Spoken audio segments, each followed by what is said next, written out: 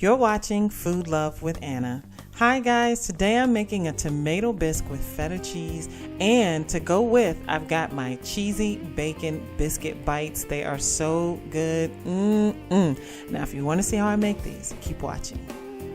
So I start off with one 28-ounce can of whole peeled tomatoes, and I'm just going in with my clean hands and I'm breaking up the tomatoes, just squeezing them and kind of breaking them down. Now you could definitely do this with a food processor, but I was a little bit too lazy and didn't want to do that. So I have a nice big pot here. I'm adding some extra virgin olive oil, and to that I'm adding a couple of pats of cold butter. Now once that starts to melt and heat up, I've added some shredded carrots and some diced onions, and I'm just going to move that around the pot a little until they start to saute. And then I've added some minced garlic, quite a bit actually. I've also got some all-purpose flour that I'm using here for thickening, and I'm just making sure that all of the vegetables are well coated in the flour. Then I give it about 20 or 30 seconds to cook that flour taste out.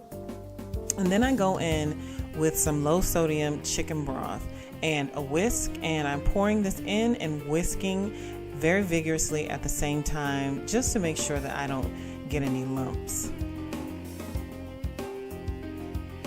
All right, so now that I've got that all nice and mixed together, I'm adding those tomatoes that we crushed up or broke up earlier. I'm just gonna give that a good stir. I'm gonna add some coarse sea salt and some cracked black pepper, and I'm gonna give that another stir. And I'm going to let this start to simmer a bit, and then I'm going to add one bay leaf, and then I have a little herb bundle, which is some fresh thyme and some Italian flat leaf parsley. I'm going to let this go uncovered and let it simmer for about 35 to 45 minutes. Now in the meantime, let's get ready for these cheesy bacon biscuit bites. So here I've got flour, I got some sugar, some baking powder, some garlic powder, and some salt, and about a pinch of cayenne pepper. Now just whisk that around to make sure everything's combined, and then I'm adding some freshly grated Gruyere and Swiss cheeses. So I'm just making sure that all of the cheese is coated in the flour. And then I have about 3 strips of turkey bacon that I've broiled, and I've cut those into bite-sized pieces, and I'm going to do the same thing with those. And then I go in with some melted butter as well as some buttermilk, and I just take my wooden spoon and I gently mix these ingredients together until they just come together.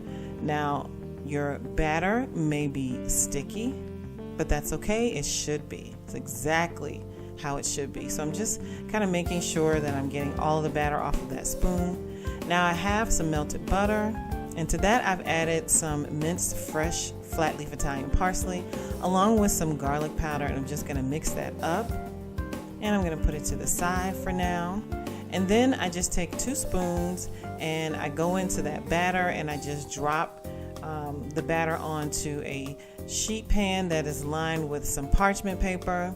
And then I take that mixture with the garlic powder and the parsley and the melted butter, and I just take a pastry brush and I brush these on the top and the sides before I pop them into an insanely hot oven.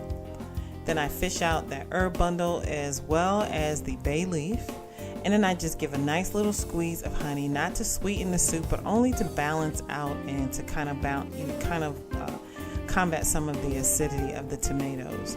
So I have my immersion blender, and I'm just going in and I am breaking down and blending up the tomatoes and the carrots and the onions.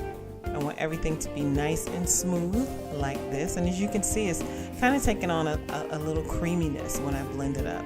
So I have some feta cheese, nice salty feta cheese that I've crumbled, and I've added to this hot bisque. And even though this bisque is really hot, the feta is not going to completely melt. It's going to keep some bite. So here are our delicious cheesy bacon biscuit bites. I just want to show you what they look like on the inside. These things were so good. My kids and my husband inhaled these, and the same thing's going to happen when you make them because they are just that good. So here's that bisque. You can see some of the pieces of feta have stayed nice and whole. And I'm just going in with a little more crumbled feta for garnish. And I'm going in also with some basil that I've torn. Now guys, don't forget to like, comment, and subscribe. I really enjoyed making this video. I hope you enjoyed watching it. Until next time, I'm wishing you joy and lots of food love.